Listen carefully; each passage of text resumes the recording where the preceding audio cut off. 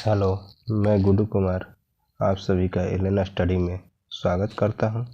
आज हम लोग कुछ महत्वपूर्ण जीके और जीएस भी पढ़ेंगे इसमें। तो देखते हैं, स्टार्ट करते हैं इसको। कह रहा है कि गुप्त शासक द्वारा जारी किए गए चांदी के सिक्के को क्या कहते हैं। यानी गुप्त शासक द्वारा जो चांदी के सिक्का जारी किया गया था उसको क्या कहते हैं। तो पण दिया है, करसापण दिया है, दिनार दिया है और रुपयक दिया है। तो आप लोग वीडियो रोक कर जो है थोड़ा सा आंसर देने की कोशिश कीजिएगा कि आंसर दे, देखिए कितना इसमें से सही हो रहा है। तो हम बतला रहे हैं इसमें। तो गुप्त शासक द्वारा जारी किए गए चांदी के सिक्के को जो है रुपयक कहा जाता था। गुप्त वंश जो है सबसे ज़्यादा सोना का सिक्का जारी किया था। पूछता है ऐसा भी क्वेश्चन कि सबसे ज़्यादा सोने का सिक्का किस राजवंश में जारी हुआ था। तो गुप्त शासक जो है सबसे ज़्यादा, यानी सबसे ज़्यादा पूछे कि सोना का सिक्का जो है कौन जारी किया था। सबसे ज़्यादा सोना का सिक्का तो ये गुप्त वंश में ही स्टार्ट हुआ था। और इस सोने के सिक्के को जो है दिनार कहा जाता था। उस समय दिनार कहा जाता था।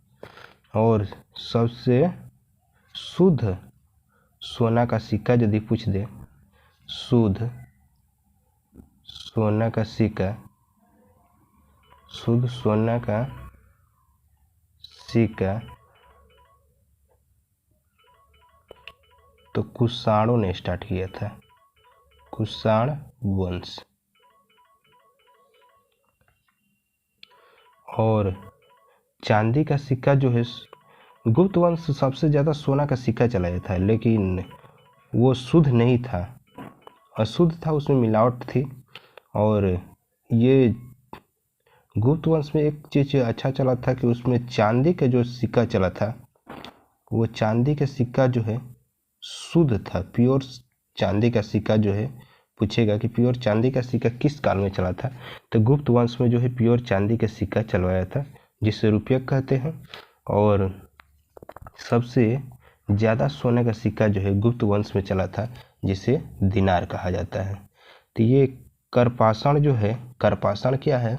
तो करपाषाण तांबे और तांबे के पहले सिक्का था। पुराने समय में तांबे के सिक्के को जो है करपाषाण कहा जाता था। और पण जो है ये मौर्य की राजकीय मुद्रा थी। पण एक अच्छा है। पण जो है मौर्य वंश की राजकीय मुद्रा थी। पण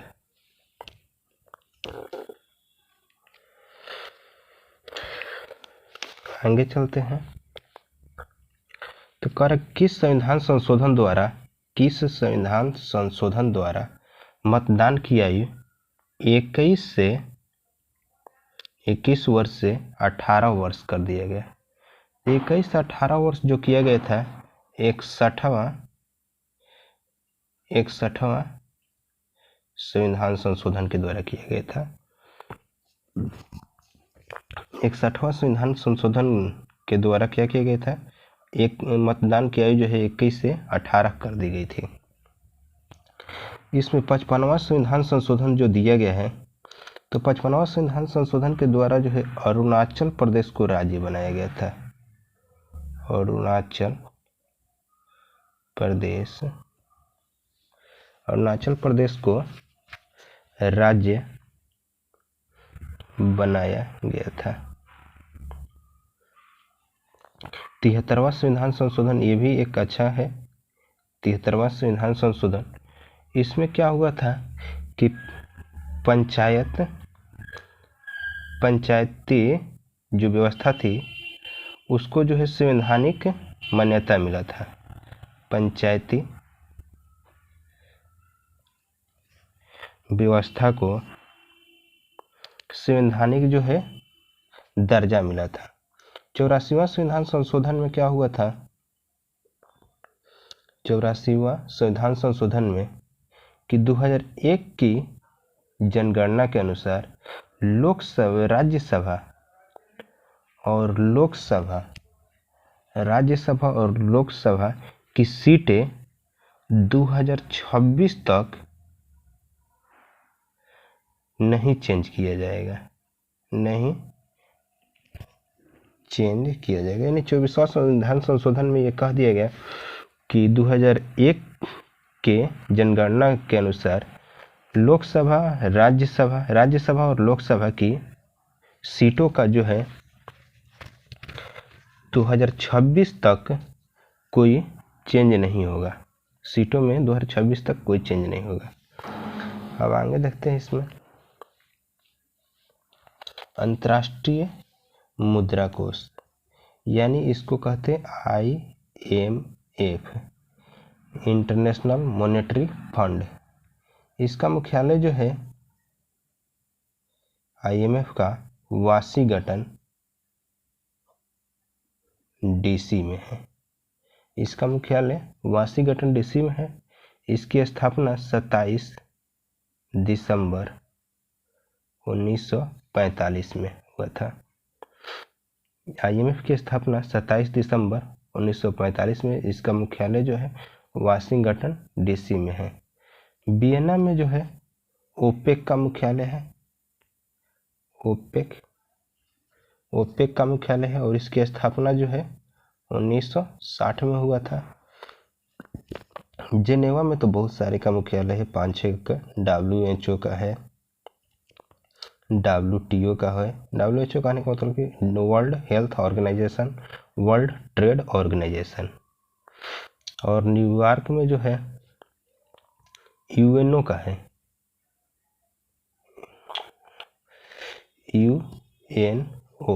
UNO का मुख्यालय जो है, इसको हम लोग UNO को संयुक्त राष्ट्र संघ भी कहते हैं। और इसकी स्थापना जो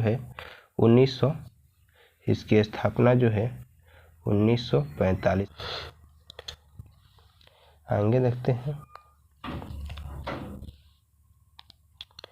दिल्ली में हौज खास का निर्माण जो है, दिल्ली में जो हौज खास है उसका निर्माण किसने करवाया था? दिल्ली में हौज खास का निर्माण जो है, हौज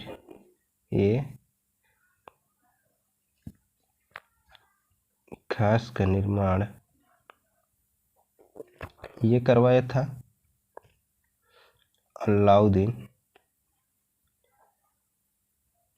खिलजी ने। इल्तुतमिश जो है कुतुबुद्दीन ऐबक को जो है, कुतुबुद्दीन ऐबक जो बनवा रहा था कुतुब मीनार, उसको जो है पूर्ति करने में अपना सहयोग दिया था। आगे चलते हैं। कह रहा है कि सूर्य में सौर ऊर्जा के उत्पादन के समय निम्न में से कौन सी अभिक्रिया संपन्न होती है? तो सूर्य में सौर ऊर्जा का उत्पादन जो होता है वो नाभिकीय संलयन विधि से होता है। तो नाभिकीय संलयन विधि क्या है? तो नाभिकीय संलयन विधि है कि जब छोटे छोटे कण जो है एक साथ मिलकर एक बड़े कण का निर्माण करते हैं, उसी को नाभिकीय संलयन कहा जाता है। लेकिन इसी का जस्ट विपरीत जो होता है नाभिकीय विखंडन होता है। नाभिकीय विखंडन में होता है कि एक बड़ा सा न्यूक्लियस, बड़ा सा नाभिक जो है छोटे छोटे टुकड़ों में विभक्त हो जाता है, उसी को नाभिकीय विखंडन कहा जाता है। लेजर के प्रयोग से की जाने वाली 3D इमेजिंग प्रक्रिया डैश कहलाती है। यानी लेजर के प्रयोग से जो है 3D यानी त्रिविमीय प्रतिबिंब की प्रक्रिया को क्या कहा जाता है? तो उसको जो है होलोग्राफी कहा जाता है, यानी होलोग्राफी उसको कहा जाता है। इसकी खोज जो है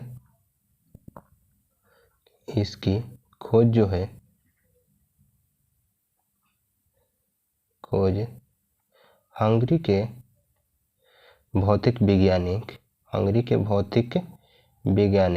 वैज्ञानिक डेनिस गैबर ने किया था और ये 1947 में किए थे। डेनिस गेबर ने कब किया था? तो 1947 में इसकी खोज किए थे होलोग्राफी की। आगे चलते हैं। कह रहा कि निम्न में से कौन ठोस, द्रव और गैस तीनों रूप में पाया जाता है? तो इसमें धातु भी है, निष्क्रिय तत्व, अधातु और उपधातु है। तो देखते हैं।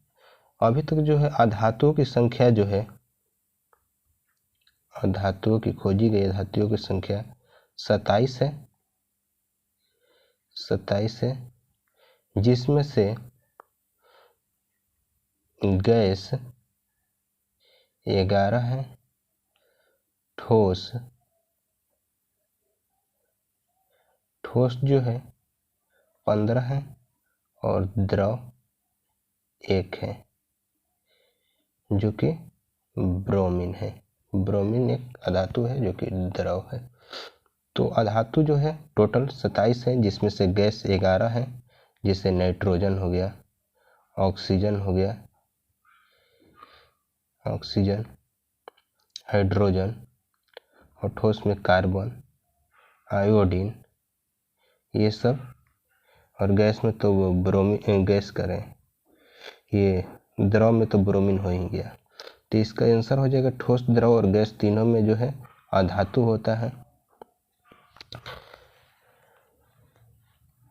अगला है कि मौलिक अधिकार को प्रवृत्त कराने के लिए, यानी ग्रहण कराने के लिए, मौलिक अधिकार को प्रवृत्त कराने का मतलब ग्रहण कराने के लिए कौन सी रीट जारी की जाती है?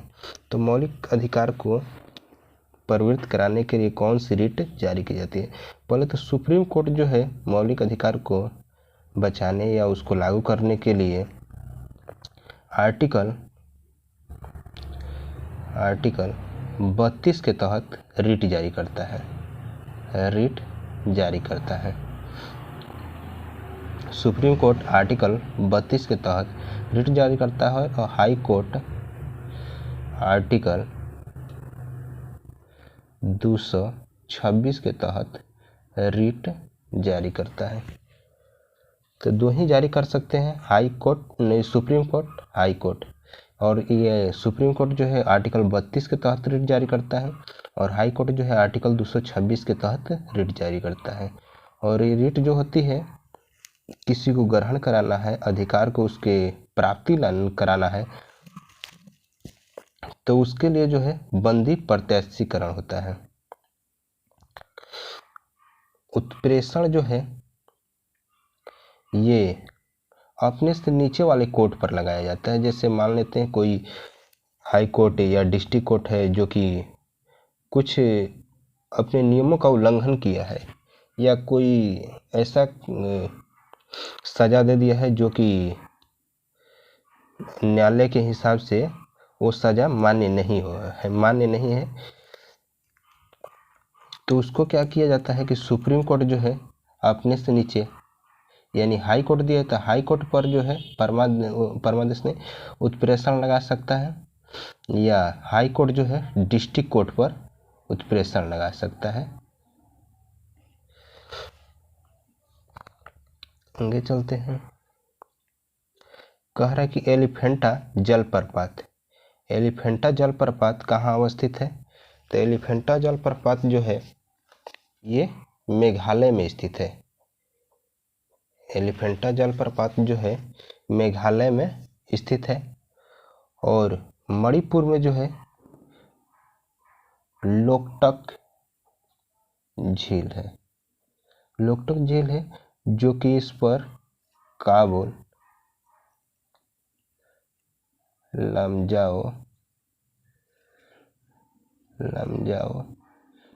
National park, Kabul Lamjao national park है, जो कि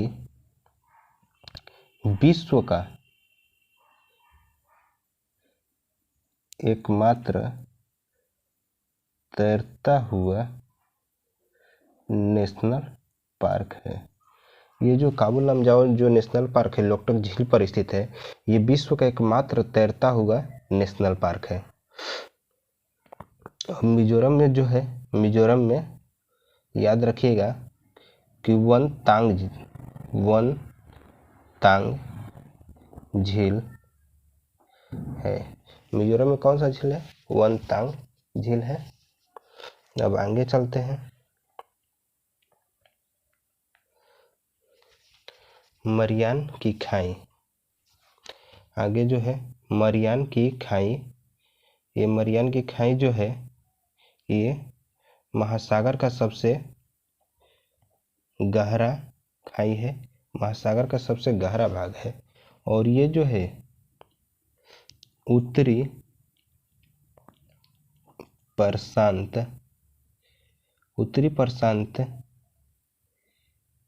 के बेनिन द्वीप के पास स्थित है। यानी उत्तरी प्रशांत के बेनिन द्वीप के पास जो है ये स्थित है। इसकी गहराई जो है,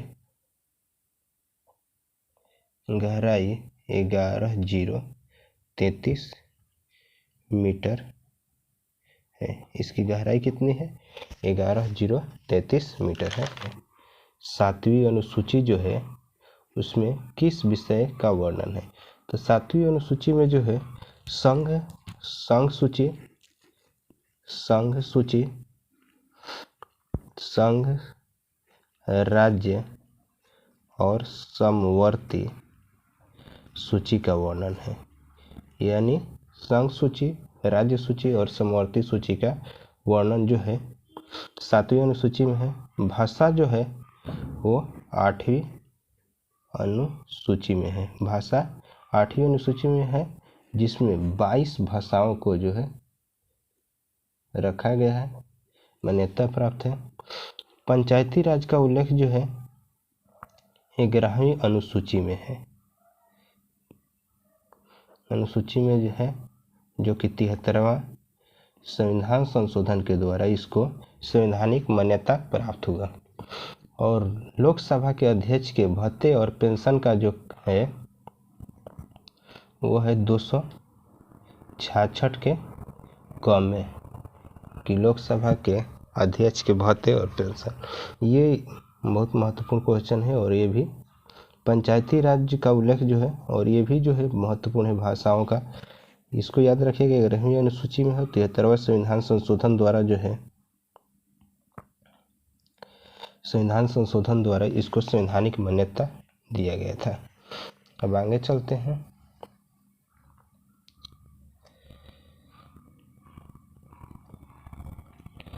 करके बाल्टिक समुद्र को उत्तरी समुद्र से मिलाने वाली नहर कौन सी है? तो बाल्टिक समुद्र से उत्तरी समुद्र को मिलाने वाली नहर जो है कील नहर है। यानी कील नहर है। सुएज नहर जो है ये लाल सागर को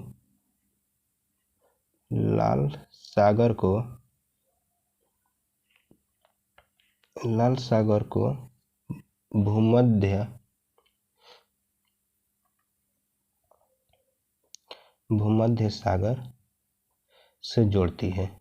सुएज नहर लाल सागर को भूमध्य सागर से जोड़ती है। और पनामा नहर जो है प्रशांत महासागर को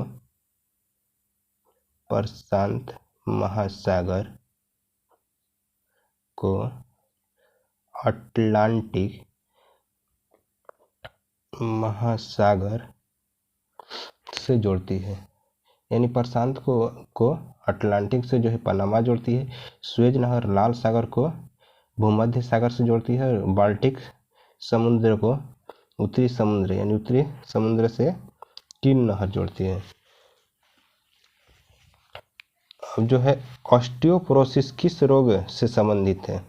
ऑस्टियोपोरोसिस जो है इससे ऑस्टियो का मतलब होता है कि हड्डी, यानी ऑस्टियोपोरोसिस कहने का मतलब है कि इसमें जो है हड्डियों से होगा ये रोग। तो इसमें क्या होता है ऑस्टियोपोरोसिस में?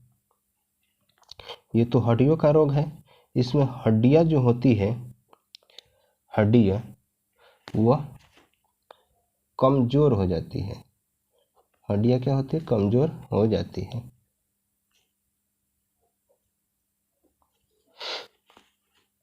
और एक निमोनिया होता है। निमोनिया जो कि फेफड़ा के सूजन के कारण होता है। उसी तरह मिनी माता रोग जो है ये पारा के कारण होता है। और इटाई एक रोग होता है। इटाई ये कैडमियम की वजह से होता है। कैडमियम की वजह से इटाई जो है कैडमियम की वजह से होता है। मिनी माता पारा के वजह से होता है। निमोनिया जो है फेफड़े में सूजन के कारण होता है। और ऑस्टियोपोरोसिस जो है हड्डियों का रोग है, जिसमें हड्डियाँ कमज़ोर हो जाती है। आगे देखते हैं।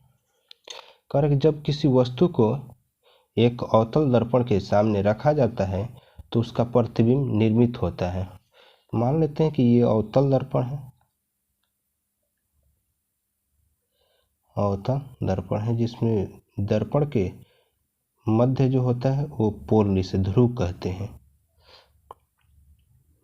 कहते हैं। और इसके सेंटर मान लेते हैं गोला जो होगा, इसी को तो काट कर यहाँ पर बनाया गया होगा, तो इसके गोला को जो केंद्र होता है उसको वक्रता केंद्र कहते हैं। और वक्रता केंद्र और पोल के मध्य जो होता है उसको फोकस कहते हैं। और वक्रता केंद्र को C से डिनोट करते हैं। तो देखिए इसमें ये मान लेते हैं कि अनंत है, इधर अनंत है। तो यहाँ पर प्रतिबिंब जो बनता है वो अनंत पर यदि रखते हैं, इधर जितना ही वक्रता केंद्र से दूर रखेंगे उतना ही वक्रता केंद्र से इधर बनेगा, यानी इस साइड में बनेगा। वक्रता केंद्र से इधर भी दूर बनेगा, यानी पोल के नज़दीक, फोकस के नज़दीक तरफ चलते जाएगा, फोकस के पास। यानी वक्रता केंद्र पर यदि ये क्या कह रहा है कि जब किसी वस्तु को अवतल दर्पण के सामने रखा जाता है, अवतल दर्पण के सामने रखा जाता है तो उसका प्रतिबिंब निर्मित होता है।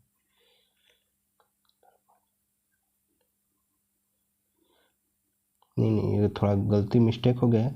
जब किसी वस्तु को एक अवतल दर्पण के सामने अनंत, या कहीं और लिखा होगा इस पर अनंत ही मान लेते हैं कि अनंत पर रखा जाता है तो उसका प्रतिबिंब कहाँ निर्मित होगा। तो वहीं तो बतला रहे हैं अभी कि अनंत पे यदि यहाँ मान लेते हैं कि अनंत पर है वो वस्तु, तो उसका प्रतिबिंब जो है फोकस पर बनेगा, और वो भी उल्टा बनेगा। और उल्टा बनेगा, इससे बहुत छोटा बनेगा, इससे बहुत छोटा बनेगा। जब ही इधर आएंगे यानी वक्रता केंद्र की तरफ आएंगे अनंत से, तो इसका प्रतिबिंब क्या होगा? इधर बनेगा, यानी फोकस और वक्रता केंद्र के बीच आते चला जाएगा।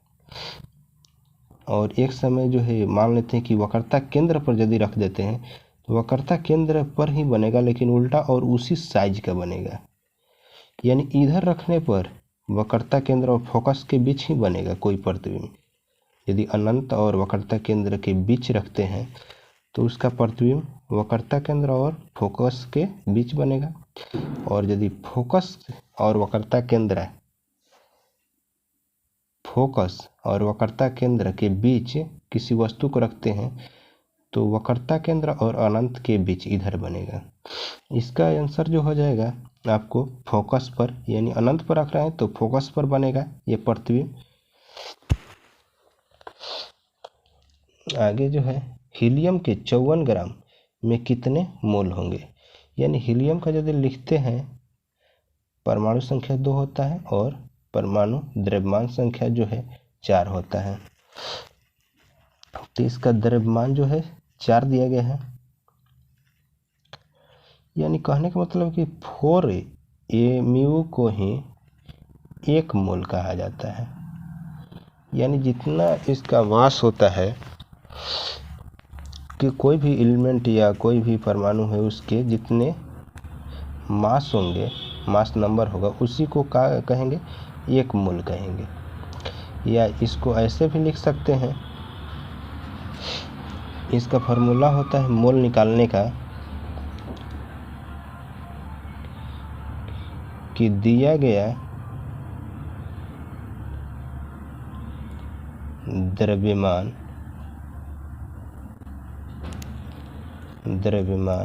बटा में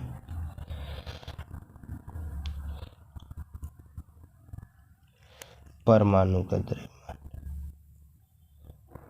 परमाणु या अणु जो भी हो, अणु का द्रव्यमान।